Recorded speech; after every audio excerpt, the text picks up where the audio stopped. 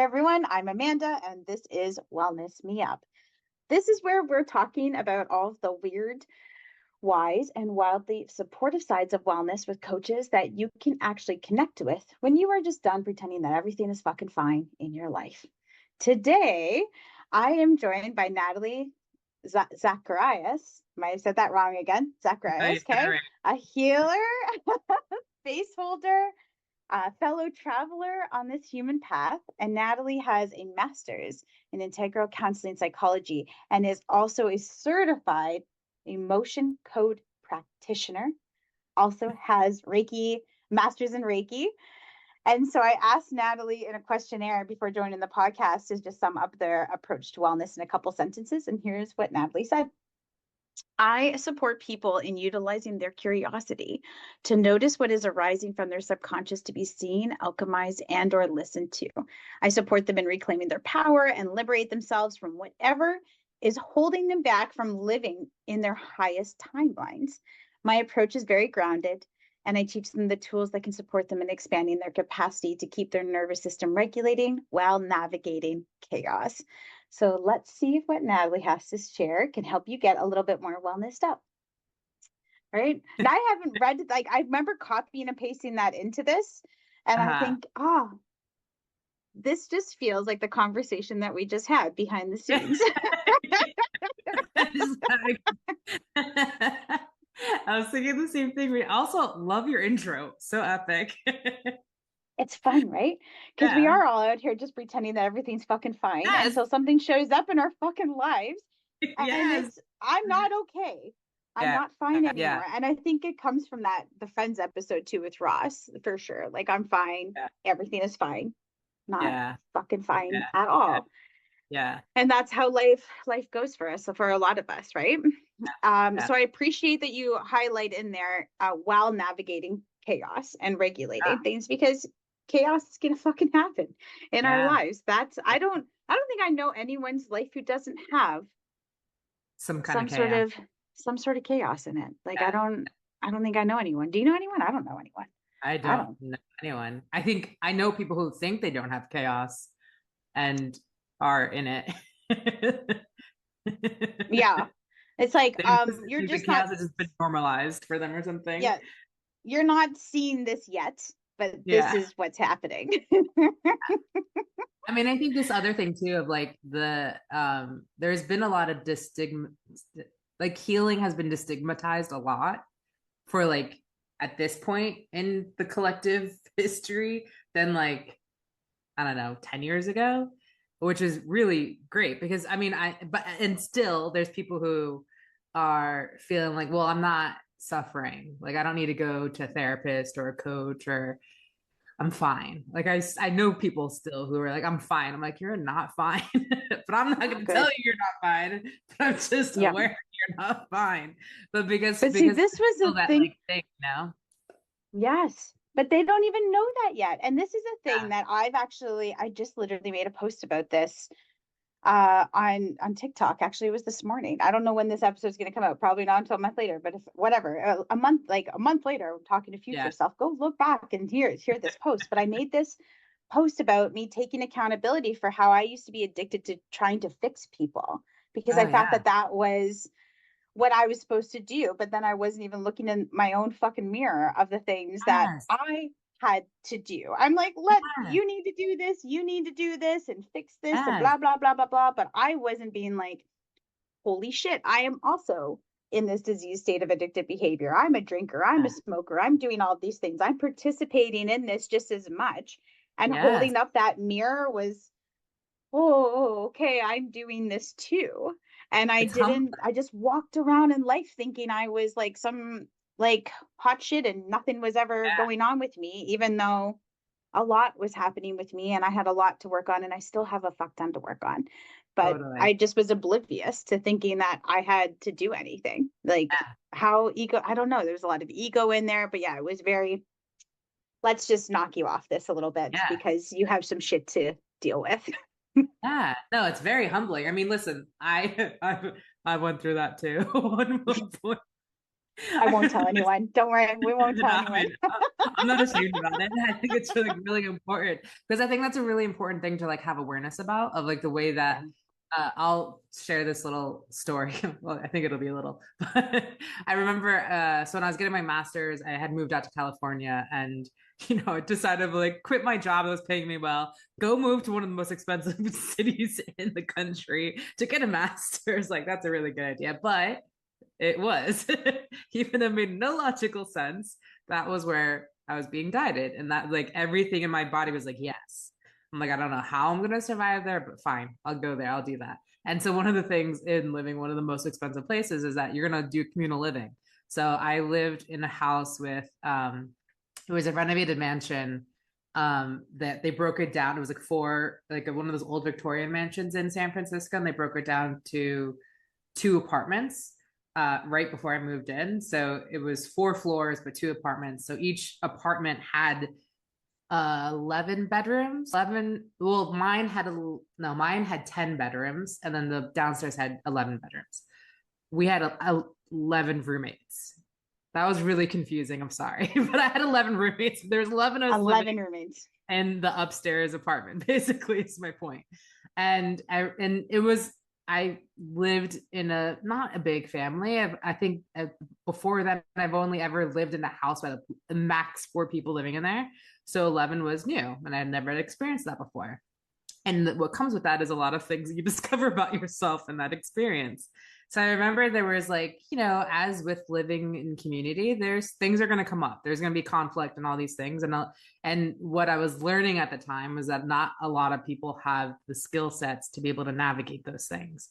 And I was, again, getting my master's. So I was learning a lot of these things about myself in school, then seeing it being reflected in life. And so it was there's a lot. But whenever I talk about like when I went to school to get my master's, I also realized that Spirit had like a spirit school that I also was going to outside of the classroom, because then I introduced to like plant medicine work and indigenous elders and sweat lodge and like just a ton of things. So then I'd be learning in the classroom these concepts about like trauma and Gestalt therapy and all these different things, and then I'd see it when I'm in like ceremony that weekend, or like it living with 11 people, trauma came up a You lot. got Like, to see it in motion, literally. You're learning the yeah, textbook, and then it's like, yeah. hey, now not only you've seen that, now let's actually show you a practical example of how Yeah, this translates in yeah, your life, right? And that's yeah, like the power of that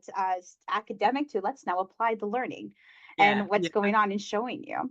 And yeah, that actually leads into the first question I ask on the podcast, and you've already given, I think, that answer away for yeah, people that don't know, spoil alert. Like the question that I ask is, what area of wellness do you focus on? Like, do you focus on supporting people? And I focus on in this podcast. So I focus on spiritual wellness, yeah, relationship wellness, yeah, mental health wellness, physical, life transition, financial. But yeah. I'm thinking you lean into the spirituality for people that you're helping people with out I there. actually, it's interesting because well, let me finish this one thought though. So Yes. Okay. the story that I was telling you is that what happened was that I was getting triggered by one of my housemates about this thing, and it was a thing that I thought I had resolved. It was around passive aggressiveness, and I remember being like, I like reacted in the kitchen area to these two women being passive aggressive, and then I became passive aggressive towards them, and that like threw me off because again I like thought, I'm like, oh, I hate passive aggressiveness, I've like stopped doing this, blah blah blah. And then I in real time was like humbled quickly that like that was happening. And I remember going to another housemate's like room, and I was like crashing out about this. I was like, my God, like I can't believe this, and blah blah blah. So much so that, like, my nervous system couldn't handle it, and I actually like took a nap. Like I wasn't tired, but I think my nervous system was just like overloaded, and I just like passed out for a Mhm. little bit. And I remember it's like really funny. I remember waking up because I had to like lean back on her bed, so I was just like sitting, but like had fallen asleep. And I remember sitting Mhm. up, like, oh my God, like I understand what's happening here. And she's like looked, and her and another friend, we were in the room, they're like, oh, what's going on? And I'm like, oh, it's not about them. It's about the wound within me. And then I realized I'm like, all these times when I get triggered by these things outside of me, it doesn't really matter what's the outside thing. It's just an opportunity for me to look inside and see what is it inside of me that's unhealed or being like letting their presence be known or whatever it may be. I can control that. I can't control outside of me. But in here, oh, I'm the boss bitch in here. Like Mm-hmm. I get to decide what happens within here. And that for me was like game changer. I was like, okay, I get it now. I understand now when people say like, oh, everything's a mirror. Yeah, it's a mirror because it's showing you if you're getting triggered, it's an opportunity to see what's unhealed that's coming up to the surface within. And that's Mm-hmm. why we like relationally we heal. So then to answer your question, I work in, yes, I definitely support people. And like I have clients who have experienced like a spiritual awakening, which to the medical Western world looks like psychosis, and who are like trying to navigate now living in this really intense world that we have. And I say that like with a laugh because it's intense, but it's not horrible intense, you know? But navigating the world now with like their third eye open and their hypersensitivities on and being like, what the F is happening here? You know?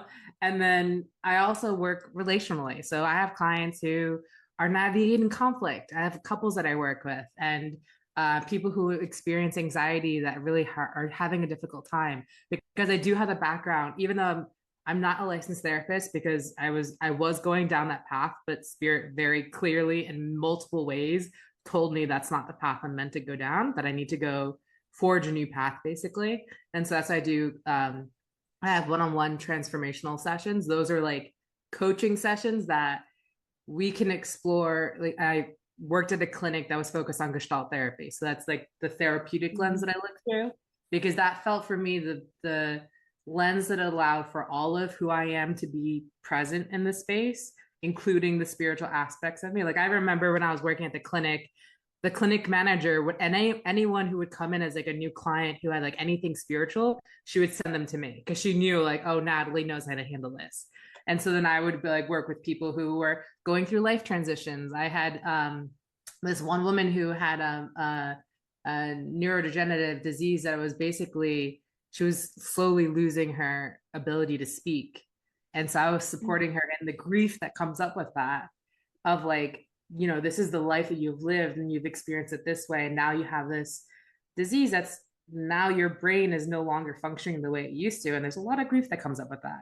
And she would be really frustrated and anger would come up because sometimes she would have difficulty speaking and it would be really frustrating for her. And then so we discovered ways together for like, okay, there's we can find other ways to communicate. And there was like a spiritual component of it because there's like, and not that everyone has a spiritual component, but there was for her, what arose for her was of like looking at through the lens of like spiritually what's happening here. And so like how can she be with this transition because she was closer to like she was older, you know, an elder, and so she was in her older stages of life. And I have clients who were retiring and things that were coming up there. So I do have like a full spectrum of the way that I swear. And I was looking at your list, I was like, okay, definitely relationally, definitely life transitions, definitely spiritual. I don't really help people with physical stuff. Like I know, but like I'm just that's not my jam. Like I did play sports. Like I played in college. Love it, love sports, love physical activity. I'm not the girl to like help you out with that. There's a lot better people who are well versed. The financial stuff, no, I don't know. The like financial literacy, all those things. I'm not your girl for that either. But you want to talk spirit, you want to talk about growth, you want to talk about subconscious, like how are you living? What's the reality you're creating? Yeah, that's my jam. Like, let's go into it. What are the things that you're avoiding? Yeah, let's talk about that. Like conflict being one of those things that most people avoid with like they race in the other direction. It's just, you know. You would not believe how much people with conflict, people just don't. So, to give you context, I actually work in a field of separation and divorce. And Uh-huh. I can't count, like, there's conflict in that. There's conflict and problems everywhere in life. Yeah. So, with other people, with yourself, with all of these things. And even sometimes professionals that work in this field of conflict, they can even shy away from conflict, Yeah. and it's just mind boggling. And it's just, aren't we working in this field? Like, can't we work through this? What's going on? Here are the things that we need to do to get through this stuff. But Yeah. conflict is everywhere and it's going to show up, and we all need practice at working through Yeah. these different things. But conflict is a huge thing to work through, and like especially conflict with ourselves, right? Because I'm thinking of this gal that you worked through and helping with her voice and that Yeah. going away, right? Because that's I can't even imagine. Like when I look at my own health journey, I lived in that space before of not well, and Yeah. I got more well with Yeah. things. And I know people that have had well lives and then something happens Yeah. and it just keeps going down that way. And it's a lot of things that you do have to grieve Yeah. with who you were and who you are now and who you're becoming, and what does that look like, right? And what to do with that. So this is really special that you're able to find ways to just help people feel a little bit more cozy in themselves as they Yeah. navigate that. So, that's amazing. Yeah, one of those things like I occasionally do. I have to do them in cycles because it's not something that I consistently hold, but I do occasionally hold space for grief circles because they're really really powerful spaces. And even like I mean I work virtually with clients. And so I've held grief circles with people who are around the world. And it might sound silly almost to like think of like doing a grief circle on your computer, like meeting with the people on the computer, but it's really some of the most beautiful, intimate, um, like precious experiences of like being in the comfort of your own home and allowing yourself to be seen in the grief that you're holding. And grief isn't like, I mean, I've had like people I know who are coaches who've had like trainings and stuff, and they've asked me to talk to their people that they're training to be coaches about grief. And a thing that I see often is a lot of times, like I remember this one particular student in this program I was teaching about grief. She was like, "Well, I've never lost anyone," and I was like, "I'm so glad you said that because grief isn't just connected to loss. I mean, you can have grief for what's happening in the world. You can be holding ancestral grief. You can be grieving the version of you that you thought you were that you realize that's like no longer like as you were just stating. You can grieve things that like you were wanting in life. Perhaps you're a person who really wanted to have children and are just incapable of having children. That's really big grief for like a person who experiences it. I know many people who have experienced that particular thing, and it's important to like name that because I think in especially in Western societies there's just not a holding for that. There's not a like, I mean, who has ever heard like stop crying, like you didn't Just break a stop. bone, stop crying. Like I Yeah, did. I yeah. definitely Knock it off, right? knock it Like off, like toughen off, yeah, toughen up, tough enough, walk it yeah, off. walk You're it gonna be off, yeah, fine. Yeah, yeah, all of that be stuff, thicker right? skin, all those things. I mean, Yeah. I guarantee so many people who are listening have heard that. um Yes. And so what that does, especially when you're hearing that at a young age, then you start compensating or having a coping mechanism put in place to stop yourself from experiencing emotions and to making space for that. But that doesn't mean the emotions aren't happening. What happens is that it gets stuck in your body. That's why, as an emotion code practitioner, when I learned about the emotion code, I was like, oh, this makes sense to me. Like, I understand why this is important because of the thing that I mean, I've seen how disease can show up because of someone holding things in, you know? Like my Hmm. mom was a survivor of breast cancer. And yes, there was a biological aspect to the breast cancer, but there was also a spiritual, emotional aspect of it as well. And like, was really eye-opening for me, like, oh yeah, I can see both of that. I can see how they uh, uh related to one another, and that we can't, it doesn't behoove us to abandon ourselves like so many people have because of these coping mechanisms that we've created at young ages because of the way that our family or society tells us how we should be. Then like disease occurs because now we're not in harmony with our real true essence of who we are. And then we have like a backup of emotions and experiences and trauma, and I don't mean big T trauma, I mean like little T trauma, which a lot of people experience. And I think people get confused because they're like, oh, well, I've never experienced like big T trauma, which are like wars and famine and like death, and like, yeah, you may not have experienced that, but you've experienced little T trauma. And those are the things that are also dysregulating your nervous system and are creating the way into the subconscious how you're seeing the world and the reality that you're creating.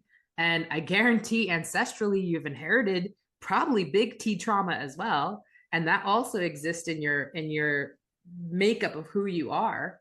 And it's also, if it's ancestral, ingrained in the culture of the family that you were raised in. So then there's like relationally ways that people are with each other that are as a result of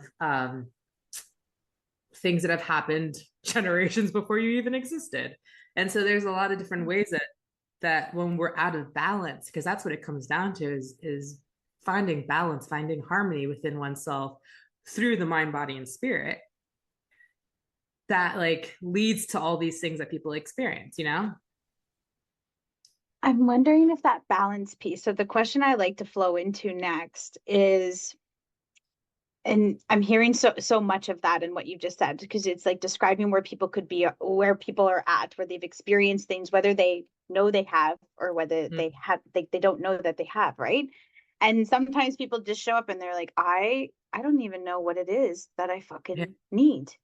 I yeah, have no yeah, idea what it is that I need. I just know I'm floating around aimlessly. I'm feeling yeah, angry all the time. I'm feeling sad. I can't get my head off the fucking pillow.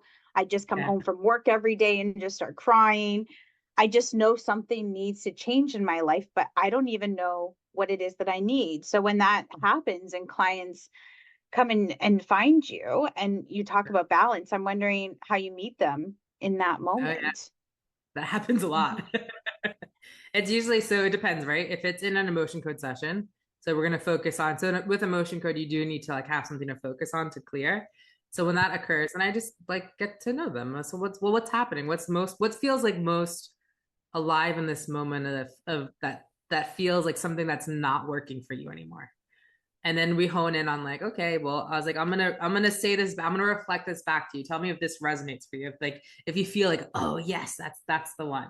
And then we'll go there. Because with emotion code, what's beautiful about it is that um you connect energetically with the subconscious. So like I guide this, like the way that the format of an emotion code session looks like when you're working with me is that I'll start us off. We'll get on the call, chat about what's happening, like just to get it as like an idea of like where we're going. If you don't know what it is that you want to focus on, once we have that honed in, then I guide us in a guided meditation to like drop in, get out of your busy mind, like be present, connect with the earth, like ground your body into the earth, connect with your higher self, call in your guides and guardians so that the space is like it's protocol. When you're doing, especially when you're going into energy and spiritual work, the way that I've always been trained is like you don't do it willy-nilly. Like there's a protocol in place to Yeah. like set the container for us to allow to feel safe enough to actually go deep and to alchemize whatever is coming up to the surface. um So then, sorry, let me take a sip of water real quick.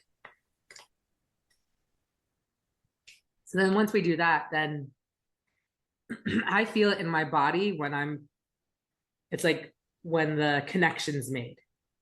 When I'm no longer in just Natalie, when it's Natalie making the connection with whoever it is. Like if I'm working with you, Amanda, then I would feel like, okay, like I'm connected with Amanda's subconscious and I can feel it in my body because I'm a highly sensitive person. So I can feel, and I've been doing energy hygiene. Like I have a daily practice of like clearing my field. If you're doing this work, you must have multiple practices a day of clearing your field. So I know what's my energy, what's not my energy. At this point, I got it.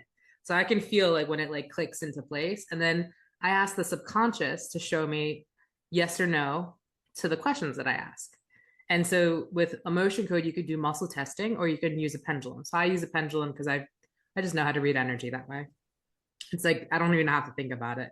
So then that's how I get the yes or no question. So that's really what's beautiful is that your subconscious knows what wants to be healed. So your conscious mind may not be fully aware what it is, but your subconscious mind knows, like, yeah, this is why I'm here. This is why I pushed you to go book that session. This is the reason why. you may not have awareness of it, but this is the reason why. And it's always so fascinating because the things that come up within a session, I mean, it could be connected with what a person's going through like that day that they shared with me. Sometimes it's not like not at all connected. Sometimes it's like, oh wow. But every time after, like, I've been doing this for a few years, several years now. Every time after a session, the feelings are, oh, I feel so much lighter. Oh, Mm. like, because I always check in after, we disconnect energetically, because that's always important too. And then after the session, I'm like, like, how's it? What do I always say? I can't think of it right now because we're not doing a session, but there's like a thing that I like habitually always say, like, how's it going or how are you feeling? Um, just to help ground a person before they go off the rest of their day. And always it's like, oh, I feel a lot calmer, I feel a lot better. And that's really why I love energy work, because it just gets to, there's just it's not that it's a shortcut, because it's not, but it's just allows for us to be with a different part of ourselves that you can't get through with therapy and coaching. At least not in that way. You can get there. It just may take a lot more time, trust in the relation, like the therapeutic relationship, and it just may take some time to get there. But with energy work, there's just a way that it just allows for you to get into a certain space. And that's why I feel like it's a complementary, because for my own personal healing in life, I was introduced to energy healing when I was 12. Yeah, I was 12 years old. My life was imploding because my parents were getting divorced and it was just like not fun. I want to talk about conflict. I was rolling in it in the conflict and like becoming a teenager. So I'm like, so now like it was just so many things happening at one time that it was not a good time for my life.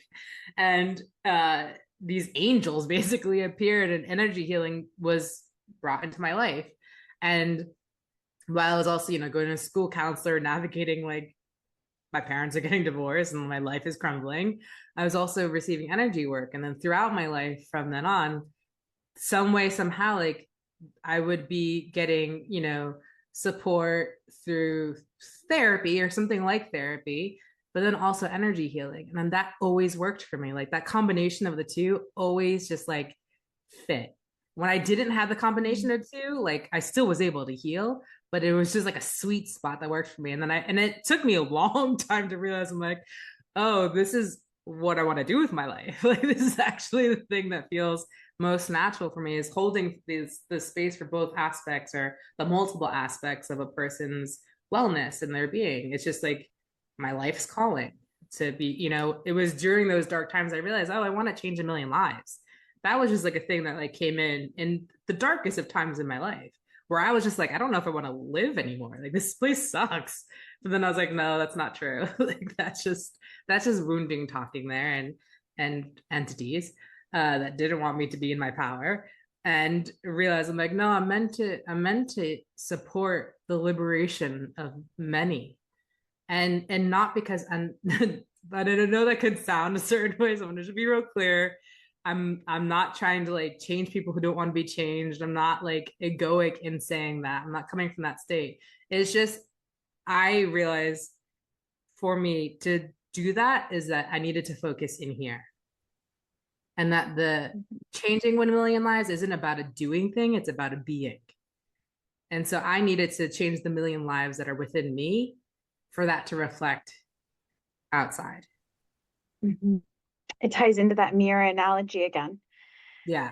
It really does, right? Because if that's who you're being inside and you're getting cozy with you are, that's just going to start reflecting out to other people, and other people are going to feel that Yeah. and be a part of that and see where you are, right? I always think about this in terms of liaise to and who you're connecting with, because if you are connecting, like if you've done all this work and now you've elevated and you've learned and you've seen where this is, and other people can then connect with you, Yeah. they are going to change their perspective. They're going to think differently about what was showing up for them in their lives. And they're not going to be the same Yeah. anymore after Yeah. that. And that sameness, like we can't, like you literally can't go back to Yeah. who you were. Yeah. You can't do You it. can Like try. when you can try, but you can't, it's not going to be the same. Like it Yeah, can't, it's not. you just can't go back once you start learning these things, once you start having this awareness or taking the accountability, looking in that reflection in that mirror, sitting in that discomfort, figuring out what modalities work for you, whether like, and like how you said that sweet spot, right? Of like Yeah. that intersectionality between whether it's psychology and spirituality and energy work and all of those things that just kind of work for you. You Yeah. can't go back to who you Yeah. were before. Yeah. And so when people are working with you and they have this like, oh shit moment, like, oh my gosh, I see how I've been showing up in my life. I see what I've been doing. And I liked how at the beginning of that, you spend time getting to know them and you're setting up the container, in your Yeah. words of what you said, to just get going. What starts to then, okay, now they see it. They see Yeah. what the fuck's been happening. Yeah. how how did they start, like, is there like a shift or a moment that starts to happen for them that just starts to whoosh, like propel them forward into those goals that they've set for themselves or those realizations that they're on? Yeah, I love that.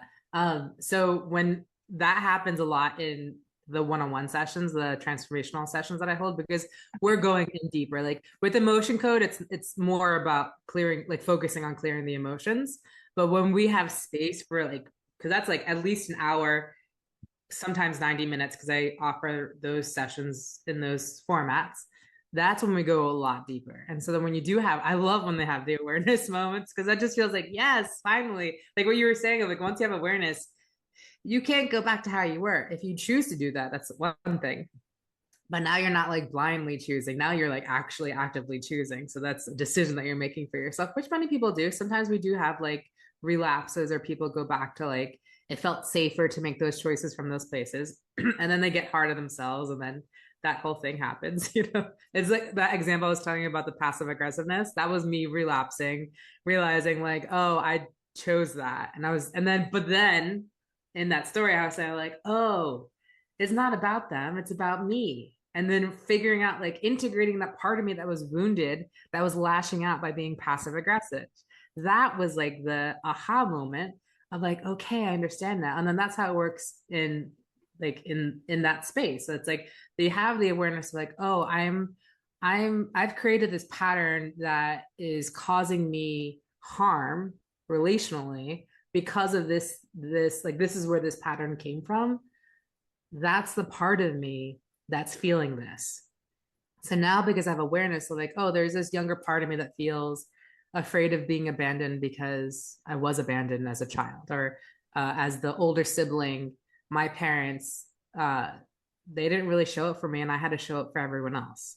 And so that was a coping mechanism that I have to be a good girl or a good boy to not be the problem child, because it's my responsibility. That's a thing that I see often, especially with older siblings. So like happens a lot. Yeah, exactly. And so then that's a coping mechanism. It's a way of relating with the world. So when you have that awareness of it, like, okay, so then how can you show up for that younger aspect of yourself that is terrified of being abandoned? Because you're abandoning that part of yourself when you're ignoring your own needs and people pleasing and showing up for everyone else. What's actually occurring is self-abandonment as well. That's like another layer of what's happening. That's why you get resentful when people don't meet you in the ways that you want to be met, because you're not even meeting yourself in the ways that you want to be met. So let's integrate that. Let's look at that. Let's look at how within, like how you can provide yourself a thing that you're looking for outside of yourself that's never going to be satiated in the way that you want it to be satiated, because you are not even satiating it for yourself. How can you possibly expect for anyone else to be able to do that for you? You know, that's what we go into in when those kinds of things arise, because it's going to arise. It's uh it's noticing, like, again, that's why I say like with curiosity, because notice this is not judgment. I'm not, we're not judging the parts of you that are lashing out in these ways or have created these coping mechanisms to survive. There's no place for judgment there. There's place for curiosity to look like, okay, well, let's see if we even take it a step further, which is a very gestalt technique. It's called the chair technique, where you're sitting in this chair and there's a chair here, and you speak to that person or that aspect of you and have a dialogue sometimes because I'm doing these sessions on Zoom, so sometimes like a water bottle that the person talks to. Oftentimes it's the water bottle, so they'll be Mhm. like talking to like their water bottle of like, have a conversation, see what naturally comes up because there's already a dialogue occurring. You're just not aware of what that dialogue is. And then once you have that way of like, okay, let's bring it all up to the surface of what's actually occurring here in the undercurrent. So then you can find like a gestalt, the full circle. You can find that balance because it's like, okay, now I have awareness. Now I can be aware that sometimes when I get triggered by this thing that happens, I need to show up for that part of me that's getting triggered by that. So then I can calm my nervous system and be able to be present and not go into that reactive state because now I'm aware of like, oh, I'm just feeling sensitive about this thing because there's a part of me that's afraid of being abandoned. And it's getting triggered by Mhm. this experience or this contact that I'm having with the outside world because this fear feels like life and death. And so it's just trying to survive. The frontal lobe is shutting off. It's going into that survival, that reptilian brain of fight, flight, freeze, or fawn. And then, okay, so before I get to that state, before my nervous system gets dysregulated, what are the ways that I can regulate my nervous system? Because that's a really big thing. Like what you were speaking to before about conflict and how people who are in like the work of like with conflict, how they don't even like to be in conflict. That's because a lot of people don't know how to regulate their nervous system. I don't like being in conflict. That's not something that's like, that's not fun for me. But I understand, I'm like, it is something that one needs to learn how to navigate. There are tools that are needed. Like oftentimes when I'm doing like trainings or like retreats, that's the role I'm holding oftentimes in those spaces of like, okay, well, conflict arises. All right, well, as a community, how can we hold space for conflict? Because that's a really important, especially if you're having any communal living, community retreats. Like it is important to have someone there who understands or at least has like the capacity to hold space for conflict because it will show up, and how you be with it is going to determine the outcome for that community, that retreat, that training, whatever it may be. It's important, and it may be messy. It may not feel good. Like a lot of people are like, oh hell no, do not want to deal with this. But what it comes down to is like, do you know how to support your nervous system when the temperature starts to get hotter? Mhm. And Mm. can you learn to be, I almost hesitate to say comfortable because I don't know if it's really about like I don't know if one actually ever does feel comfortable in that. But that piece Mhm. that what I was sharing about like having the tools to regulate your nervous system in chaos, that was a lesson I learned in a plant medicine ceremony where I thought I broke my brain because of the plant medicine. Because literally everything I was experiencing through my like, I think my eyes were closed actually, but like the way that I was experiencing what was happening was utter chaos. I felt like I was like a wee little kite, like in the biggest mega hurricane you could ever imagine in the world. And there was like a little stream that was anchoring me into, I mean, I forget I was human. Like that's how broken I thought I was. Like I remember thinking like, oh man, this is my reality now. I broke my brain. I was like, I don't even know what I am. Like don't know Mhm. anything. This is what life is now. Shit. Like Yep. screwed up. There's the kite fucking caught up there in the tree, whatever is gonna Yeah. happen, right? You're just like, this is a fucking mess, it's detangled, or getting this Yeah. box of lights out from like that's in your shed and it's all tangled up. How the fuck do I deal Yeah. with this? Like Like I it's this literally was like, detangling thing. oh no, like Hmm. looping of like, oh no, that experience. Yes. And I remember at one point, my a good friend of mine, he was my best friend. He was sitting across from me, and we're in a maloka, and it's dark, like you can't really see. But he was a yogi. He is past. That's what I'm talking about him past tense. But at the time, he was a yogi, and he like had the best posture. Like you see the statues of Shiva, of Lord Shiva. That was my buddy. Like that was Hmm. him. So I remember at one point, like I saw this, I thought it was Lord Shiva. Like I saw the shadow, and I was just like, oh, like I should my posture. And I remember, I mean, I forgot breathing. I got like the word breathing. I didn't know what that was, but I remember hearing the person next to me breathing really heavily. and thinking, oh, that's important, I should do that. And I remember like, so there's chaos Mhm. happening. Like I can't explain anything. It was just utter, complete chaos. I thought I broke my brain, guys. That's where I was at. And I just remember the more that I was breathing, it's not that the chaos stopped, the chaos was still happening, but I wasn't getting caught up in it. I went from being feeling like that kite that there was no trees around, like I was like screwed, to then feeling like a mountain. That was a different experience. And it was all because I was able to regulate my nervous system through my breath, like change my posture. Like I may have been, I honestly, again, because I forgot I was human, I don't even know how I was sitting at first. I may have been laying down, but then I remember like sitting like up straight, Mhm. like spine straight, cross leg, exaggerating the breath. And then that I like locked in, and then I remember hearing the message from spirit, the warrior stays calm in the chaos. And that for me, I was like, oh, I can always, no matter what's happening outside, I can lock into this. This exists within me. Of like, again, whatever is being navigated in the external world, lock in, like regulate your nervous system. This is the center space. You go, okay, because you can't control what's happening outside of you. You can't, as much as you want to, you can't. And I was really grateful for that lesson because years later, when the pandemic happened, I was like, okay, the worst day. This is game time. This is what I've been preparing for all these years. The warrior stays calm in the chaos. When this business partnership that I had fell through, and then I had like nowhere to live and had to like scramble and figure out like what's next. Okay, the warrior stays calm in the chaos.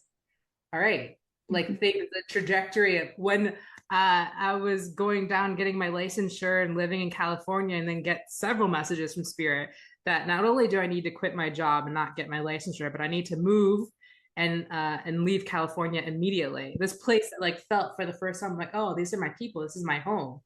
And then what? I have to leave within a month? Like, are you kidding me? I was getting comfy here. I was really like ready to put down roots and get like, Mhm. okay, the warrior stays calm in the chaos. All right. When things, Mhm. like these different obstacles that feel like, oh, why is this happening to me? Or like, you know, you can get into that, like, oh, good things. Wait, what is it that people say? Bad things happen to good people, or, okay, yeah, you can go into that if you want to choose to. Or you can say, like, maybe this misdirection, or maybe this redirection, sorry, maybe this redirection is actually for my highest good beyond Mhm. what I'm able to see. And, Mhm. you know,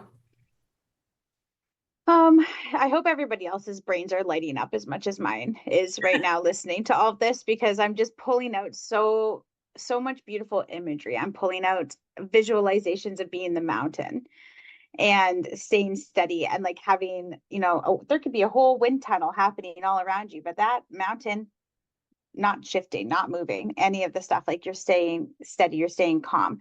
And these things can happen all of the time in our lives. yeah, And I feel like a big part of that too is like who you're surrounding with and the supports that you have around you too at that time, right? Because chaos is going to be where chaos is. And yeah, I'm thinking of like this thing that's popping up for me right now is like when I was terminated from a job, and I remember thinking, oh fuck, what am I going to do? Like blah blah blah, and that immediate panic starts to yeah, wash over me, and I don't have anyone else. I don't have, a partner to take care of me. I've got to figure this out. I've got to get a job. And I was like, fucking stop that right now. Like, you yeah, are going to be fine. You're yeah, going to figure this out. You do not need to scramble to do this. And yeah. I remember pulling a tarot card at that point in my life, and I was like, and I literally pulled the card, and it said, my exciting vibration attracts new job opportunities. Oh, I I did love that. not look for a single fucking job, not a Oh, single it's job, and amazing. jobs were finding me all of that next week. Like, opportunities were coming up everywhere. And that That's was the awesome. moment too that I decided I was never going to go work in person again. And like, Yeah, and I wasn't going to work for somebody else again. I was going to be an independent contractor, and that just downloaded to me. yeah, So these things can happen, and when that happens, it happens quick. But chaos can yeah, happen around us all the times. We don't get to control that chaos either when that happens. Did you fucking make that pandemic happen? I sure as fuck didn't. Like that wasn't mine. But like, so we can't control that, but we can control what happens next and Yeah. what decisions we're making next and what we're doing. Yeah. So that's pretty cool. And like, so that's surprising. Like to me, like listening to you talk, like is already so many surprising things that I'm kind of picking up on, and my brain just starts to click and start to put all the puzzle pieces together. And I'm like, oh, Natalie's fucking onto this. Like, look up, this applies to so many things Yeah. that have happened in my life that I can think about. So I know what you're saying is going to resonate with so many people in their particular circumstances and what's going to light up for them. Yeah. When people are working with you though, like what do they ever say to you, Natalie, this is so surprising? Like what are they surprised by after, like when they work with you? What did they learn about themselves that's like, holy shit, I didn't know what I was getting into with this. And Yeah. it's just like really real and surprising for them. So what kind Yeah. of pops up? What kind of, have you heard things pop up from your I clients? Like have. what's happening with Yeah. me right now with my brain? What's Yeah. going Yeah. on with your Yeah. clients? What's happening? I think so I had this one person, she actually she emailed me and wrote a testimony. So you can read the testimonial of what she said, but I'll synthesize it. We were focusing on her getting clarity around her path. And we did emotion code for this. So this was an emotion code client. I can speak about like, I'll try to give you examples of a few different ones. So with this emotion code client, we were just getting clarity around her past. So what we thought it was, because she had just gotten finished her degree, was like looking is looking into shifting like what she's doing professionally and all those things. So that's what we thought it was. And so we, did I forget how many sessions, but we cleared like all the things that were related to getting clarity around her path. Then I think it was like not that long after, maybe a month or so, what ended up happening, she got clarity around this diagnosis that she had that she didn't know she had of this. I can't, that's why you have to look at the testimonial because I can't remember what it was, the diagnosis. But apparently it's a diagnosis that most women get gaslighted about from many doctors before they finally get that diagnosis, because it's something like, oh, it's just in your head, or just drink more water or Is this something like that. endometriosis? Because this is what I had. Is it endometriosis? Oh, no, I remembered that. No, I'm going to get distracted Okay. from it. No, it's No not worries. endometriosis. Okay, that's fine. But I was like, well, this is what fucking happened to so many people. But go on. Yes. Okay. Yeah, no, and I have seen endometriosis, but I also have seen that Yes. too. But this one in particular, uh, something, yeah, I can't remember it right now. But that was like, oh, because of the clarity that, like, she went to the doctor and immediately got the diagnosis, and then got the support that she needed to be able to, something with migraines. Man, that's gonna bother me that I can't Okay. remember it. You're But gonna message me later and be like, fucking at right before bed. You're gonna be like, this is what that is, by the way. We'll put I'm it just in the gonna look at the notes. testimonial. Yeah, I'm gonna look at. Well, send me the testimonial. We'll clip it I to this. will. It'll be fine. Like this is what we were talking about. Like at this time in the pod. Like listen here, we Yeah, got yeah. it. But that she's like, oh, that's the clarity that I needed, that I didn't even realize I needed at the time. And I was like, oh, it's so cool, because it's not like you said, like healing's not linear. Wellness is not linear at all. We think this is what we're doing, but then what becomes like shown to us is so much more. And then with like the one-on-one clients, the transformational clients, I think the thing that's most surprising for them is when they realize how everything's interconnected, and really like what's existing in the way that they're experiencing the world. Because again, it's like one of those things, when once you have awareness about something, then you can have different choices, then you can make different choices, and you're no longer like a prisoner to what's in your shadow or in the unknown. And I think that's the most surprising thing for people, realizing like, oh wow, I'm holding a lot of grief, or oh wow, like these are these things, these coping mechanisms that I created at a very young age, learning from my parents, or what society's like been telling, this is how life is supposed to be, or whatever. And wow, like that was really intense, and that was like a prison of my own making, that I didn't even realize I was behind bars. And I think that's the most, like, consistently, that's the most surprising thing. And also another thing, I've had a few clients who um they've had like physical, so with emotion code, which is really fascinating, is that sometimes it's like the first time I experienced emotion code, I was a facilitator for this ancestral healing training that was happening in Panama. And there was a few of us facilitators that were teaching different workshops. And these are like a week long. We're sitting for like long hours in the day. We weren't doing like anything really physically strenuous. But this one workshop that was happening right before, my back just like just started to be like, nope, not doing this anymore. And I could no longer sit up straight. So I literally, the only way I was comfortable was like laying on my belly. And I was like, this is so interesting. I'm like, I couldn't figure out. I'm like, this doesn't feel like a physical. I didn't, again, I was an athlete growing up. So I was like, I didn't pull muscle. This isn't like a physical thing. This feels very energetic. And so I was just like, all right. I still wanted to be present for this workshop. So I was like laying in the back on like my belly. It's just like in suffering, but like I just wanted to be there. And I remember when people started to like do like dyads, the woman, the facilitator came up to me and she asked me, she's like, do you want me to see if there's any trapped emotions? And I'm like, oh, clear some trapped emotions. I was like, yes, please. Can you do that? And I remember her clearing maybe like 4 or 5 trapped emotions. And when she was clearing it, the way that it felt, because she was using a magnet to like pull the energy out from my back. And it was just like a regular, not a fancy magnet. Like I'm talking those little dot magnets that people get for their refrigerator, like Mm-hmm. not super strong. She was using this magnet, and as she was pulling it out, do you remember Etch and Sketch? Mm-hmm. So like Yes. like magnetic like powder things. My eyes are closed. I'm facing down. That's what I was Yeah. seeing getting pulled out of my spine. And as I was getting pulled, Ah. like these memories of these different things were that the emotions were attached to were also coming up into my awareness. And I was just watching it. I'm just observing it. I'm not really too, I'm in pain. So I'm not in this space to like, what does this mean? Or like, blah, blah, you know, I just know that like, when it comes to clearing, you just have to observe it and let it go. Like, because I'm not in the business of re-traumatizing myself or like pulling back. If it's getting cleared, it's getting cleared for a reason. So I remember, and like honestly, it was only 4, I think maybe 5 trapped emotions that were cleared. And then I was able to move my back again.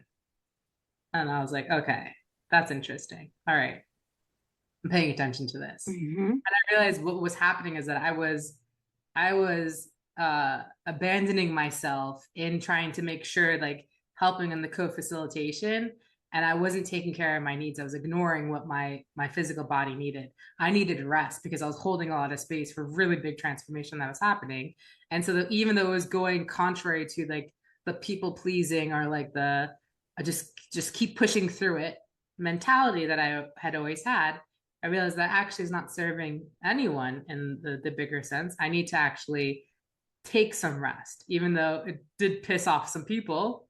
I was okay with that because overall, I was able to show up in the way that I needed to show up for the group when it counted because I did that. And that if I ignored that lesson that was happening, then that back problem was only going to be the beginning of what was going to happen. And so Natalie, that's where the fuck were you a few months ago when I threw out my fucking back in Portugal and my nervous system was completely shot? And it was for exactly the reasons that you are saying right now. I yeah, was not letting my body rest. I thought I had to keep going. I hadn't really caught up to this new identity and where I was right now and what was happening. Where, what the fuck? So, here. Wherever here is. yeah, exactly. Yeah. Like, but that's like you're not when we don't listen to these cues that happen with ourselves, right? Like this is incredibly surprising to for like this would surprise anybody when they're working with you to be like, oh, I haven't been listening to these things. Or when you do finally start seeing where Yeah. that's coming from and what's happening, then you get Yeah. a choice and figure out why that's happening and be like, hey, I'm actually neglecting my own needs here. Yeah. I am not, there's a lot of emotional things that are going on and I need to actually just breathe for myself now. Yeah. And the visualization of the etch and sketch is pretty fucking cool. I don't know. I'm gonna tie that into the fucking title, I think, somehow this episode. That's neat. Like just Yeah. etch and sketch your wellness or something. How would you do this? Like, that's It's just interesting. amazing. Everyone experiences it differently, you know? Like, I had this other client who so prior to us working together, she had like suppressed memories that came up through, I think it was a sweat lodge ceremony that she was in, these suppressed memories from being experiencing complex trauma as like trigger warning, like as a young child, like before 6 years old, being violated. and had those memories come up for her when she's a lot older. And so then, and and and we started working together because she was also having like physical things happening, and so she wanted to like see if like a emotion code. We did a combination of like emotion code and coaching for a while, and we focused on the physical because that was her subconscious wanted to focus on like the I think it was shoulder pain. This was years ago. And so we focused on that first, and then what like availed itself of like, oh, this was like a protective mechanism for surviving what was happening to her or what happened to her.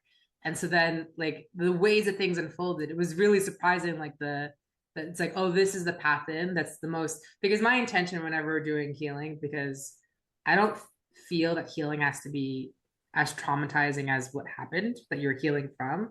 Some people I've seen this many times where people want to rush the healing, and in rushing it, they actually re-traumatize themselves because their nervous system doesn't have the capacity to unwind and then rebuild in the foundation at the same speed that they're wanting to go. So it can be actually just reactivating and I see it many times in different. As like, I don't think it's a good idea for people to be sitting in plant medicine ceremonies like habitually, like every weekend or every month, because you're not giving your nervous system any time to integrate anything. There's so much happening on so many different levels, like the spiritual, the energetic, the emotional, like there's just so much happening that you can't possibly integrate it and then be out in like the modern world in a very grounded, good way.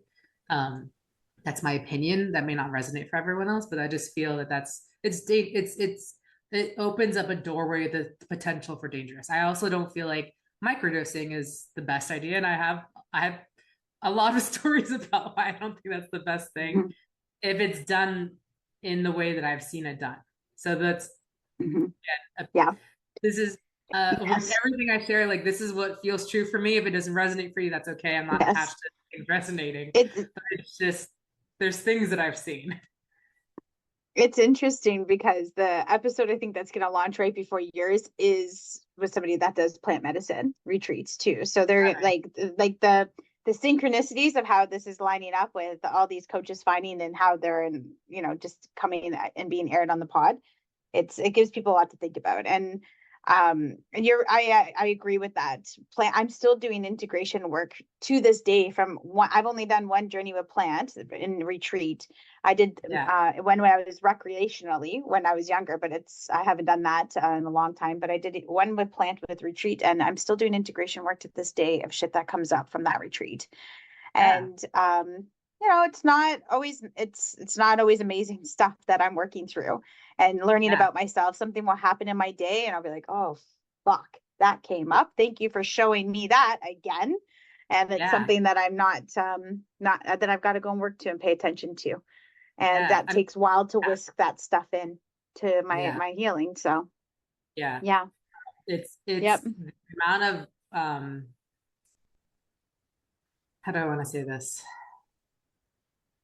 I see a lot of ways that though like that's a foundational. So, and don't get me wrong, like I love plant medicine. I'm not a hater of plant medicine, just to be very clear here. I love the plants, I love the Hmm. teachers, I love the lineages. Like my maternal lineage is very much connected with the plants that I was Hmm. sitting with. In fact, like the first time I ever sat in ayahuasca ceremony, I had Yeah. never done psychedelics before. And I Okay. remember I was in California, and one of my housemates, he wanted to tell me about it, but he had never sat in a ceremony. And I wanted to go in as a blank slate. I'm like, I don't want anyone's like influence in any of this. And they Hmm. like people that I remember their mind couldn't comprehend, like, we've never done psychedelics. I've never done psychedelics. You're gonna sit in an ayahuasca ceremony? I was like, I'm gonna sit in ayahuasca. Like, what? Like, what's wrong? Like, are you crazy? And I'm like, no, I'm like, Hmm. this is, and I didn't really know much about it, but like in my heart, and I've very much been a person to follow my intuition. So it just felt like yes, like I just got a strong yes, do this, do that. And then I remember sitting in my first ceremony and seeing my ancestors and be like, oh, this is how my ancestors would commune with spirit. And I didn't even know that was part of my ancestral lineage. And I'm like, wow, it's so beautiful, like a way to like opening up this aspect of who makes up who I am with these plants. The thing that I've Mhm. seen, and I totally lost the trail of like how we got here, but I'm just gonna keep going with That's this. right. This is what's going to happen in a few minutes too when I spin this fucking wheel. So continue. Okay, Yeah. great. So so apologize for anyone who's listening who's like, you're gonna get back to that thing I'm you're like, like are we with these? Like, what's lost going on with these two? Where are we? Stay with us. Yeah. with me here. This is what wants to come through. But when I was sitting with shit, did I just lose that trail too? But I was sitting with the plant medicine ceremonies. Oh yeah. And what feels like I was probably sitting in ceremony every 3 months. I felt like it was like quarterly. And not that, I mean, there was always opportunity to sit every weekend, but just Mhm. again, because my intuition was like, no, yes, no, yes. Yeah. Okay, I'll follow that. Um, and then I realized I'm like, oh, there's a lot happening in these ceremonies that you can't even see. And then I was living when I was living in that 11 person, I did lose a stretch the first stream that was in, but that's okay. I'm gonna keep going with this. When I was living in that 11 person home, one of my housemates was microdosing several different things at the same time. But the thing that people seem to forget, and this is the thing that like um the plants aren't evil. I see a lot of people who like they may be like in like steeped very much in the plant medicine ceremony work for some time, and then something happens where they're like, oh, the plants are evil. Or it's fascinating the uh it's like plant medicine ceremony to like Christianity pipeline that I've like seen coming up to the surface, where like people are like, oh, that's the devil that the priest is talking about. I'm like, what are you talking about? These are plants. This is part of life. Like these are wise elders that have been shaping humanity since like the beginning. Like, how do you think people learned how to make coffee? Are you kidding me? This bean that came off from a thing, they like, oh, let me roast it, and then let me discover, oh, this actually tastes really good. Or like cacao, this fruit. Oh, if I roast this fruit in this way, and then like we really think, I mean, maybe most people don't think of these things, but I think of these things like how do you decide to like rice, like do you see where rice comes from and then realize like, oh, Mhm. this is how you can make rice? Or do you know, like these different things. Yeah, the plants were teaching humans from the beginning of time how to live life. Mhm. And so when people villainize these things, they're like, oh, it's the devil. And I'm like, that's not what it is people just don't understand like the different layers of what's happening. These plants, like the protocol and the lineages, they're in the jungle. Like there is an ecosystem. Like the last ceremony I did in North America, um, it was a very intense, like I got to experience colonization in the ceremony. I do not recommend people to experience it that way, but it was intense. And I remember like that was a really difficult time. And I remember Mhm. this the plant like Mama Ayahuasca telling me, okay, I came and met you here because this is where you needed it was time for you to meet me, and this is where I Mhm. can meet you was here. But now it's time for you to come to my home and meet me in the Mhm. jungle, because then you Mhm. get to see how not only the like, lineage holders that are like holding this ancestrally for a very very long time, but Mhm. you get to see how the jungle, the sorry, I'm thinking it in Spanish because for some reason that's how it was coming through, but you could see how Mhm. the jungle holds the space. You can see how the ants, the jaguars, the what are they called, macaws, like the what's the word I'm looking for, the fauna and the whatever that other word is, I can't think of it right now, but you get to see how the jungle really, like all the life that exists in the jungle, how they're all participating in the ceremony. You get to experience how the village holds space for it. But that's a different context. When we're having these medicines in outside of the context of where they're in, it's very discombobulated because it's not, the frequencies are not aligned. So that's why a lot of people have a lot of difficulty when they're, especially when they're consistently doing ceremonies. I mean, I see people all the time who are in a trauma state, don't, like we were talking about earlier about being in chaos, not even realizing they're in chaos. They're in chaos of their own making. They don't even realize they're in chaos. And they look for these quick Mhm. ways. Oh, that's how we got there. They're looking for these quick ways to solve the instinct that there's something that's not working for them, but they're looking for it in this way. That's I finally got the Mhm. thread. Because when There it you comes go. to healing, the thing that I feel is my responsibility to hold as the facilitator is that I want the integration to be as kind and gentle as possible for people. Because I don't hold the belief that it has to be re-traumatizing, because I've experienced what that feels like. And when I experience that from facilitators, I'm like, okay, this is what I don't want to do. Like, I don't want Mhm. to do, I don't want my unhealed stuff to be projected into the space and then to be causing this unsafe environment for the people that I'm responsible for, because you are responsible when you're holding space for healing. And so, and I mean that responsible for the space that you're holding, not responsible for the people. Like I'm not taking on their stuff, but there is like a level Mhm. of like, and I'm showing up in this way. And the way that I show up Mhm. is determined on how my internal, like I have this teacher here in Bali that I've been studying with for several months now, and it's safe to say he's an enlightened master, like for sure. The only other enlightened master I've met in this lifetime was Amma, the hugging guru, and they definitely both, in their own ways, come from the lineage of the Divine Mother, which we could talk about that too. The Divine Mother culture community that my best friend and I are facilitating on school. We just started it this month.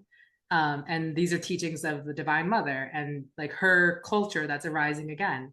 Um, but so he teaches like consistently.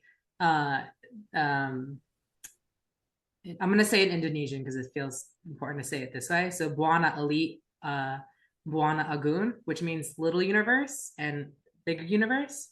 So Mhm. his teaching consistently is like, it is our duty to be masters of our little universe. When we have Mhm. mastery over our little universe, we have mastery over the big universe. That like weaves in so nice to what you were saying about big T and little T earlier. Mm-hmm. Like it really does. There's some really beautiful synchronicities with that. So, Yeah. hmm. And so this thing that people have, like, Yeah. because like, let's be honest, people do have addiction to suffering. I see that often. I like that's the thing that people have, because we have a way of understanding who we are through the stories that we tell ourselves about Mhm. ourselves. If you've had the story of like, people always abandon me or people always betray me, then that's going to be the identity that you're choosing for you. You're locking that in. So then, therefore, that's the reality you're creating. You've created like a glass box that you're basically Mhm. experiencing life through. And because the way the subconscious works, now your reticular activating system is going to be looking for proof to show you this story that you're telling yourself about yourself is in fact true. So now you're scanning the data that's always happening with all of this, the stimulus that we get all the time, and it's going to be highlighting like up seat, up seat, up seat. That's it again, that's it again. But if you change that, like if you know rewrite your story of life keeps getting better and better and better, if that's the new subconscious story that you create for yourself and you really lock that in to the state where like your subconscious, not your subconscious, your nervous system feels like, oh yes, this is normal, this is baseline, life keeps getting better, better and better. That's the becomes baseline. Now your reticular activating system is going to be looking for proof, and your like as you're being stimulated throughout your day of like, oh look, oh yeah, life is getting better, better and better. Oh look, there it is, life is getting better and better and better. And then Mhm. it's not like only a few lucky people get to Yeah. experience life as better and better. They're the ones who are choosing that for themselves. You kind of have to be Mhm. delusional, like you do. You have to be a little bit delusional with things. And that doesn't stop life from happening at all with things like, as we know, with pandemics and life Yeah, things and things out of our control.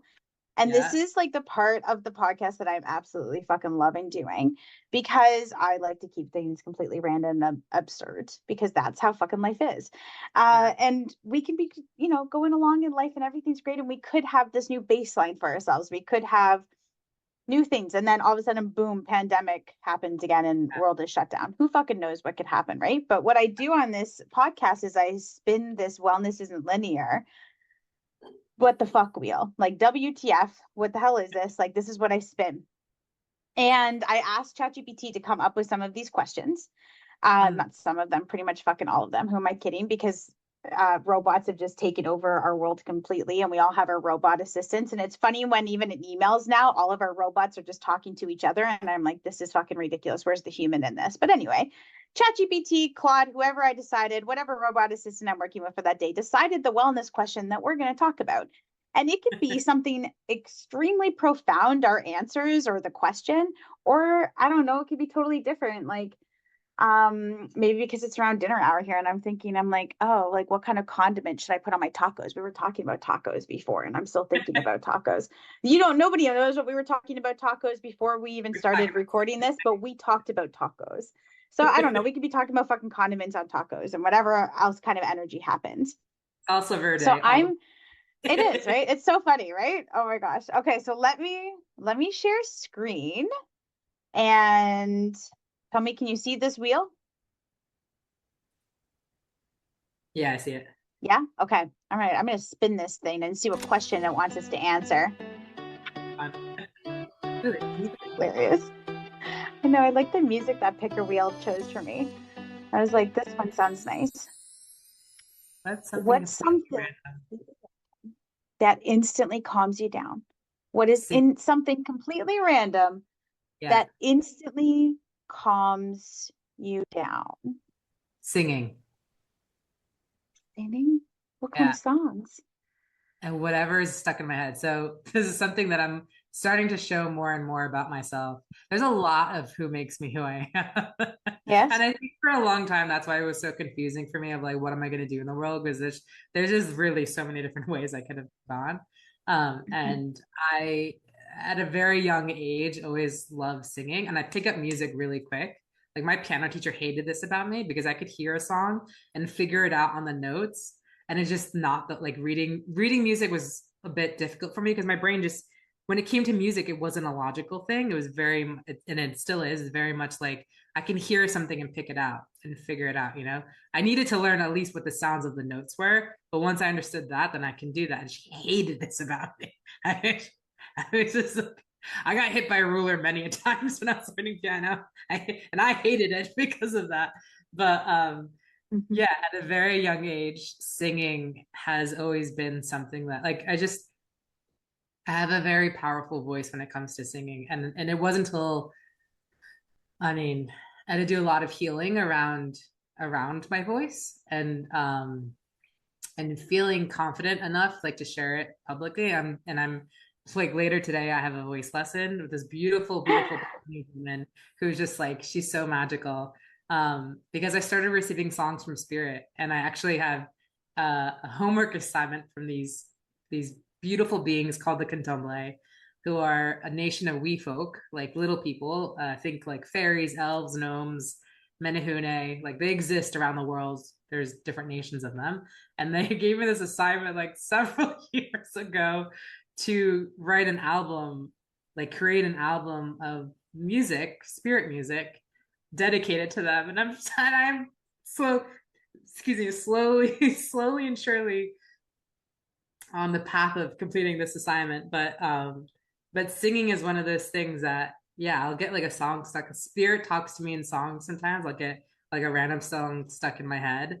It may like bring me back to like a memory or it may be like the words of the song themselves. I in one of an ayahuasca ceremony had been learning a song. So my friend Harnick, who I mentioned, the one who in the ceremony sits very upright, looks like Lord Shiva. He died of cancer, a really intense, complicated cancer diagnosis several years ago, in 2019. And he, when he was battling his cancer diagnosis, he had sent me this song. This is in Spanish, and told me, he's like, oh, I heard this song and I thought of you. I think you should learn it and sing it in ceremony. And up until then, I didn't feel confident enough because I think there was a point in my life where I was very afraid of the power that I hold. Again, I don't mean this in an egoic way. I'm aware that how it can land for people that it sounds like egoic, and I don't mean it that way at all. But I just have a gift of my voice, and there's energy that I can channel through my voice. And I think for a very long time I was very afraid of it because I'm a very, very, very old soul, and I'm aware that I'm a very, very old soul, and that has since been proven with like different hypnosis things that I've done, and different healers and teachers that I've come across in my life. That's been reflected back to me, and there's a lot of like I hold a lot of mana or like energy, like spiritual energy, and I was always afraid for a very long time of causing harm because of this Mhm. because it's such a powerful energy. And I think because like naturally when a friend recently reflected this to me of like just because of the work that I do in healing my own stuff, um, sometimes being with me is going to bring stuff up for you. And I think that I experienced it all my life, but I just didn't. I thought I was doing something. Like I thought I was being bad, like through that lens of like, and I think there was a part of me that felt afraid of that. And it wasn't until like I really truly integrated, like, yes, when people are with me, things may arise for them. And naturally, I know how to hold space for that. And for some people, they may not like it and they may leave me, and that's okay because then that's just those are my people and that's all right. I don't have not everyone needs to like me. And I finally have come to that space where I'm like, I'm okay with that. I'm okay that I'm not everyone's flavor. That's all right. I'm a bit spicy. Not everyone likes spicy food. It's okay.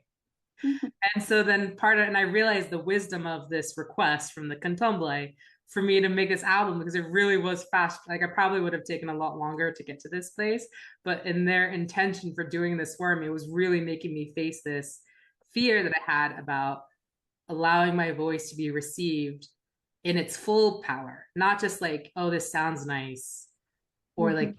you can hold the tune, or oh, you have a good vibrato. Like there's the technique of it.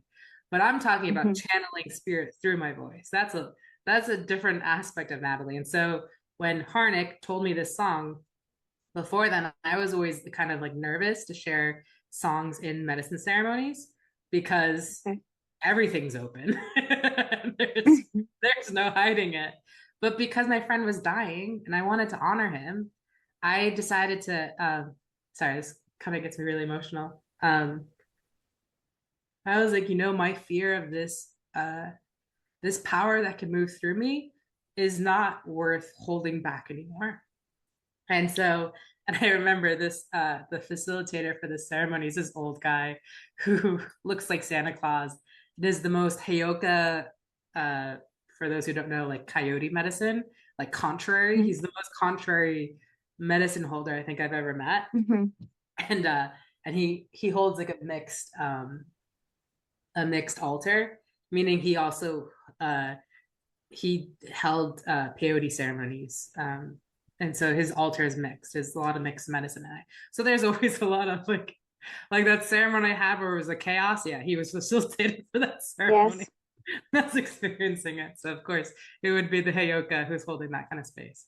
And usually there'd be a point in the ceremonies where there's water songs that would be shared. And this is usually at like the calmer part of the evening. And so I had told my friend, who was his assistant, like, oh, there's a song that I want to share. I assumed that she knew that I meant at the calmer part of the ceremony. That is not what happened. What happened was after I drank my second cup of medicine, he then, and I was walking back to my space, he told her, I want Natalie to sing after this next song. This was in the beginning of ceremony when things were popping off. And that had been pretty chill. Like that ceremony had been pretty chill up until that point.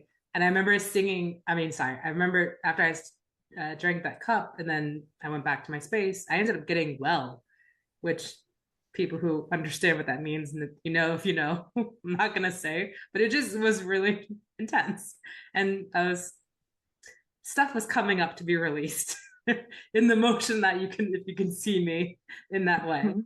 and like really a lot of stuff was coming up to be released. And my friend walked over to me as I'm getting well and was like, oh, he wants you to sing, he wants you to sing a song next. Well, then I like paused in my getting wellness. Okay, let me just finish what's happening here. I'll do that. And I didn't know this till later because she told me this. When she went back, he's like, you see what's happening? And she's like, yeah. She's like, there's a portal opening there. Like, watch what's gonna happen. And so, I finished getting well. I remember, I don't even think, no, because you couldn't drink water. I couldn't even drink water. So she's like, finished getting well. And then proceeded to sing the song, which when I tell you, I had never experienced this before, and I haven't since then, not in this way, but I felt like I was surfing a tsunami because the amount of energy I became a portal opening this energy to call in. And this song, it's in Spanish, and um, it calls in for basically for clearing of entities because it calls in Archangel Michael. So first you're calling in Archangel Michael in the song, who is coming with his sword and is like fucking clearing up the space of the light. It's a sorry. It is a sorry, I'm like translating the song a little bit from Spanish to English. So it's a reminder that you are the light in the darkness. And so remember, I was saying that this ceremony up until then was like pretty chill, like nothing popping off yet. Safe to say, after I finished singing this song and the energy that came in and the way that my voice was able to sing, and again, I mean, it was really deep in the mess. I just never heard it like that before. And it was just like in full, like there was no, because we do that. We like, what's the word I'm looking for? We, um, uh, limit ourselves in many different ways. I was limitless because I was so strong in like what was happening, and I was just like following that. And I remember like I was just like it felt like surfing a tsunami. That's the best way I can describe it. Like this somehow I still was able to like sing in Spanish, which is my second language, and I was able to sing the words, sing the whole thing, and like completed. What ended up happening afterwards, like I felt like, and I again, this is through the lens of that experience. Like maybe someone else has a different perspective. It felt like everything like popped off. And what ended up happening is I went through a really deep shame spiral because of that fear that I had of my own power. So I remember like I went to deep, deep shame. But that's not what everyone else was experiencing. Everyone else's experience was something else. But because of where I was at and the way that I was seeing the world, in my subconscious, it was like, oh, I fucked up. Like I fucked up and I ruined this for everyone. That was a story that I was operating on. And like the depths of shame that I went through was like, it was so intense. I remember at one point just like crawling because at one point we have like a wood burning stove and it's dark for most of the ceremony, but at some point they like let you see the fire. So I remember like army crawling to the fire and just like being like a blob in front of the fire and just be like, you know who I am. Like grandfather fire, I know you and I know you know who I am. And like, please save me from this because I can't hold this shame any longer. And I remember at the time I was, because I was getting my master's, one of the requirements was you had to go to a therapist. You had to get at least 50 hours of therapy from a licensed therapist. And I remember at the time, I was very specific about the type of therapist I wanted to work with because I was doing medicine work and spiritual work very like strongly at that time. I was steep into it, and I needed someone who understood that because if you couldn't hold that, then it wouldn't be a good relationship. So one of my professors actually recommended me with this woman who does also holotropic breath work and medicine work. So she understood that. So we would talk about. She would help me really support integrating what was happening or coming up for me in these ceremonies and also like in life and like the different like things that I was experiencing spiritually, and really was like that's why I was like, oh, I want to do this. This is like the kind of this is what excites me. And so I remember we went through like because I was still I think it was 3 or 4 days later, I was still in the shame spiral. Like I really was like felt awful about myself, and holding space for that shame, she helped me like release that and really just like change the perspective of that and also step into my power. Like I needed that to come up to realize I'm like, there's nothing wrong. And I'm laughing internally because I'm realizing you just asked me the question of like what helps me calm down randomly. And I guess Calm this is down. what wants to come down or come up is like singing, because there's so much power in liberating one's voice. Because I mean, like what happens to your nervous system when you're activating the vagus nerve, that when you're like humming or when you're singing, how that gets it, like it helps your nervous system calm down. It does like Mhm. regulate. And then also like Mhm. if you're a person who then allows yourself to channel, because songs are really your they're prayers in many ways. That's why it's also Mhm. really good if you're singing a song to be aware what you're singing, because words do matter. There is energy in the words. Yes. And so to be have awareness of like, well, this is what I want to create for myself. I recently saw something Dua Lipa was saying about like the when she started changing, I don't know if she said this or if someone else said this, of like the songs that she was singing when she changed. I can't remember the song that she said something about like training seasons over. I don't Mhm. remember. People probably know this song, but something about training seasons over, something Mhm. like that. Then it's like, wait, did she manifest this her husband that she was like married to? Was that because of the song? Because she's consistently singing the song all the time, so that she's also, because songs with the melody get stuck in your subconscious. That's why songs get stuck in our subconscious. That's why the music industry has controlled humanity in so many ways with the frequencies that they use, the ways that melodies create messages that get stuck in people's heads to then create realities. Like it's a very, I can go in, that's a whole other It's episode. it's a whole thing. It's a whole other episode. It's a huge thing. I find I get intrusive thoughts all the time, and I find myself humming. I'm like, let's just counteract that, like with Yeah, whatever is happening. It helps calm, right? And it yeah, when I'm working, I find different playlists help me with whatever energy I'm tapping into. yeah, If I'm sobbing all of a fucking sudden, I'm like, what am I listening to? And I'm like, stop listening to that. You know the lyrics are gonna mess you up and start yeah, reactivating all of your things that yeah. you don't want to have happen. So it's like, get the I mean, fucking love there's songs out of here, a you place for know? it, like the last time I had a Yeah. heartbreak, I remember the last time I got my heart broken, like shattered. I remember I was at my friend's place subletting. I wanted to clean up the house before she got back. And so I put like the like heartbreak songs, because I just needed to make space for the grief that was coming up, because Yes. not only did I get like my heart shattered, but I also like realized how I was doing that to myself. So it was like Mhm. this person hurt me, but then also I hurt myself. So I remember I was like, okay, this is like the container that I'm holding for my grief.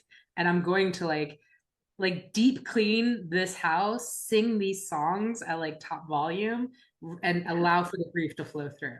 And it was like beginning, end. Like that was the container for the ceremony. That was really, really powerful for me. And Yes. it felt like that version of me that existed before died, and then a new version came out from that. It's Hmm. like like the Yeah. analogy of the phoenix. Yeah, I've experienced the phoenix dying and being born again Yeah. many times in my life. But that was just like Yeah. the ways that we can, once we have awareness of these things, then we can choose how we are with it. So with music, if you're going through heartbreak, it's okay to like allow yourself to feel those feelings, sing those songs, and but then don't get addicted to it. That's the thing. It's like you do need a beginning and an end. Like allow yourself to feel it, let it through, and then that's it. Move on, move forward from there. Move forward, Yeah, right? that's my very complex It is. answer. This is Yours? what happens. I asked this question, the wellness, I don't know what the fuck the robots are going to do to us. And we just we go in a lot of different directions with it, right? And it's just one question you can ask can just lead you down so many answers and bring up so many things for us of like, and that layered thinking of how did I got here and why is that thought coming up for me with that question?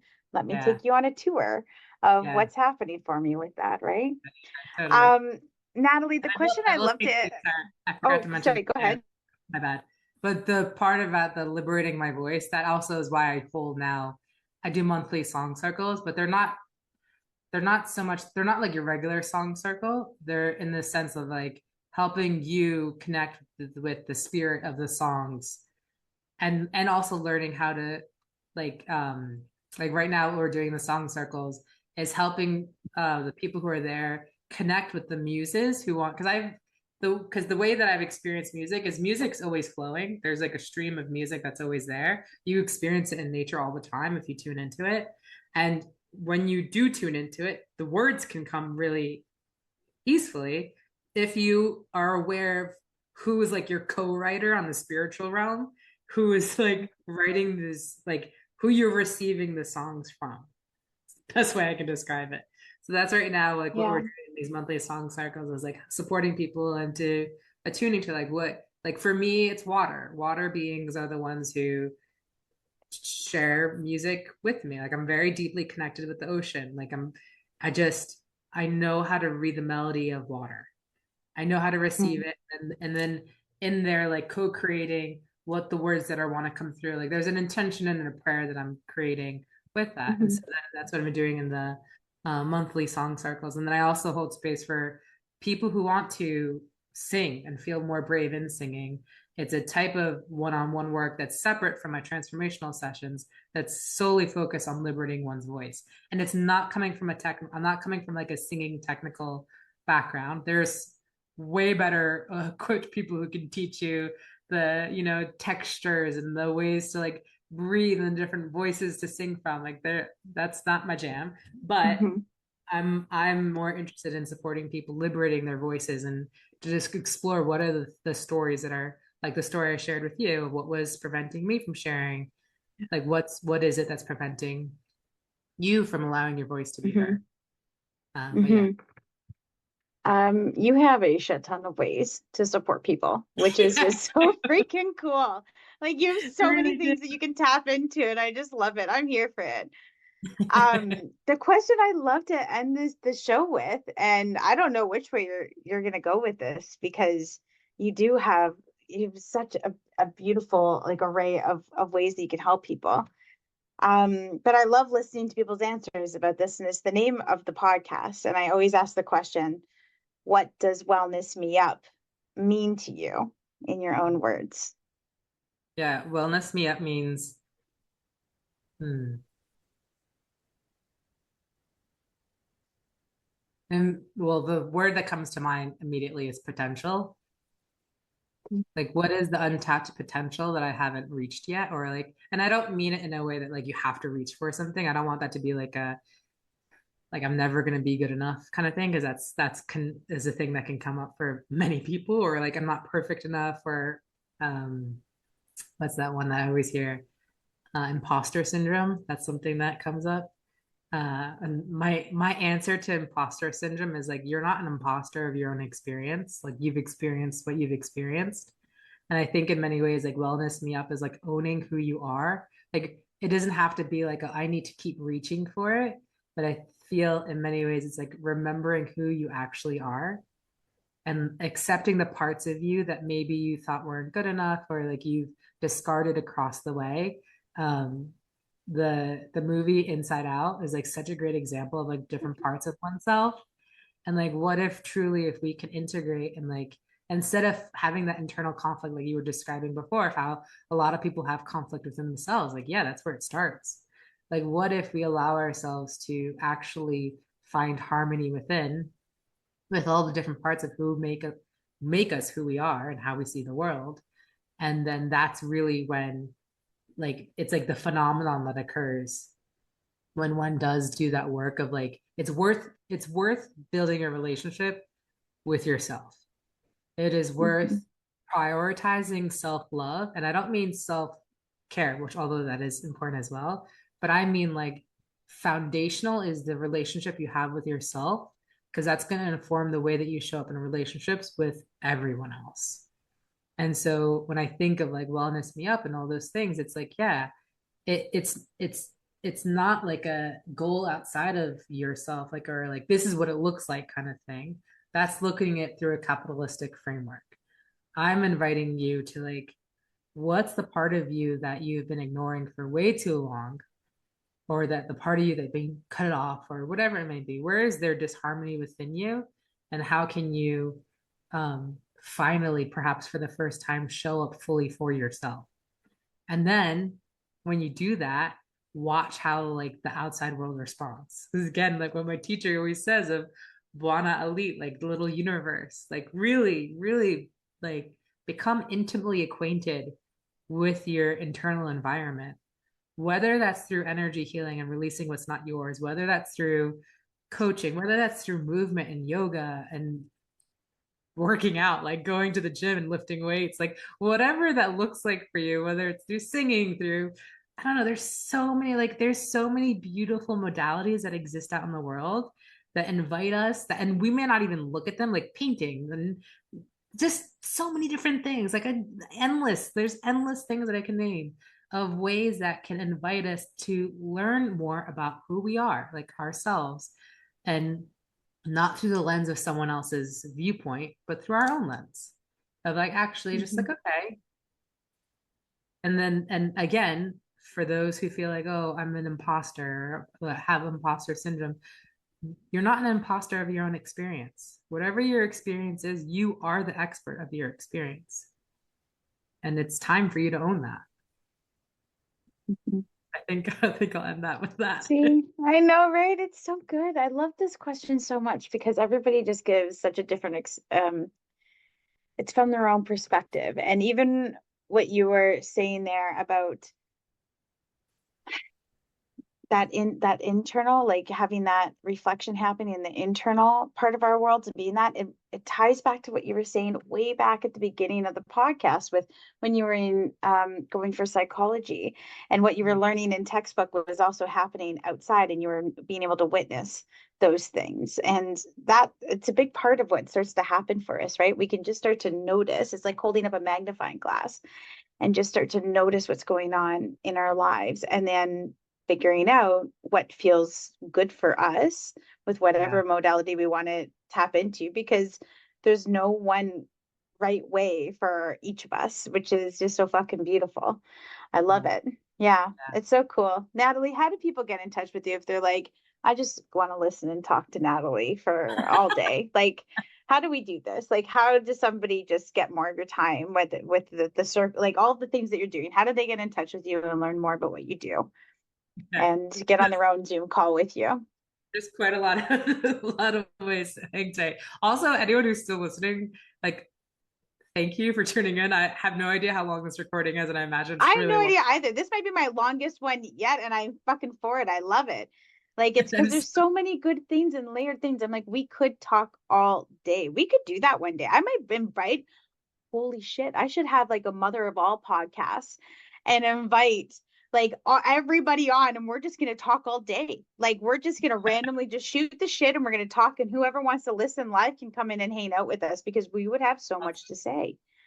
yeah. I might do that at some point. I might have like a, hey, the first, like, once I hit 50 episodes, be like, hey, who wants to come and hang out for a live? Who wants to come out and do this? Let's have a day where we just sit around and fucking talk, and who wants to come and hang out with us? Ask some Awesome. questions. Right? That'd be fucking fun. I'm in for this. Let's do anyway. Okay. Sorry. How do they, I get excited too. How do people talk to you? How do they know who you are? Okay, so first I'll share social media. I am on TikTok, but I don't consistently share on that, and I am telling myself to share a little bit more in there, but I focus a lot on Instagram. I'm on Instagram, tending your spirit. I also have a secondary account called Daughters of the Milky Way. That was a priestess training that it's actually this month is the last um, live ceremony that we're doing for the group that's been doing the cohort. So the teachings from that priestess training is going to be available as a pre-recorded. I just we have added the video, so it's going to be a little bit, but excuse me. So that's a secondary, and I have the Daughters of the Milky Way podcast that I also uh, started 2 months ago, 3 months ago. I can't really remember. But we're at a pause right now because there's some changes happening. But anyways, so there's Daughters of the Milky Way, and there's also Tending Your Spirit. Those are the two accounts on Instagram that I have. You can find, I have a YouTube channel, Tending Your Spirit. My website is www.tendingyourspirit.com. If you want to book sessions with me, you can find me at heal.me forward dash tending your spirit. Let's say I have a newsletter. Um, like I mentioned, people who want to do motion code, they can book a motion code sessions with me. They want to do coaching. So I have two types of coaching. They're called one-on-one transformational sessions. There's two types of one-on-one work that are available. That's a 60-minute or a 90-minute. I do packages for both. I have the voice liberation one-on-one. That's a 55-minute session. I do monthly song circles. There's one coming up. Well, this will air in August, so I haven't picked the August dates. I don't have that for you yet. Okay. um, let's see. And I do that once a month. I have just launched this month in July. So this is being recorded in July, so in August it'll still be going. On school with my friend Liv Wheeler, who's really amazing woman. We launched the Divine Mother Culture community on school. So it's free to join, and then we have a premium level for people who want to just get the benefits of being in the premium level. It's only $69 a month, which is so economical for the amount of things that are in there at that level. And so it's a space that and I know I didn't get into the Divine Mother culture, the whole like beauty that's like arising, but it really is very much around the Divine Mother, who's the mother of us all and the creatress that has been um, uh, taken out of the history books, and yet her teachings have continued to prevail all these thousands of years. And it's very much like the matriarchy. It's the uh, collaboration and to supporting one another, and um, like living in harmony with all of life. And we've created a video, so you can find us on if you go to school.com, SKOOL, you can look Divine Mother Culture, and then our community shows up, and you can see the video that we recorded that it goes way more in depth about the Divine Mother Culture community, and what that all entails. So that's another way to get in touch. And I think that's pretty much all the ways that one can get in touch with me at this moment when this is being recorded. So good. Sure, that might change at some point because life always changes. But yeah. Fire me note if that does, so that way people know the ways. But since everybody, you never know which ways some people are Instagram, some people are TikTok. So it's like, where do I show up? Where are the people finding me, right? Yeah. So yeah. So it does not shock me that you're dabbling in a lot of those areas. Very cool. Thank you very, very much, Natalie, for hanging out with me today. I really appreciate that. Mhm. Great. I've loved our So time fun. together. I have It's like been no fun. thoughts what time it is or anything. I have no idea. I don't know. We're gonna figure that out after. And I know even after this, we'll probably still keep talking. I'm like, oh, too fun. Okay, everyone. Here's to getting a little bit more wellness up, one episode at a time. We will catch you next time.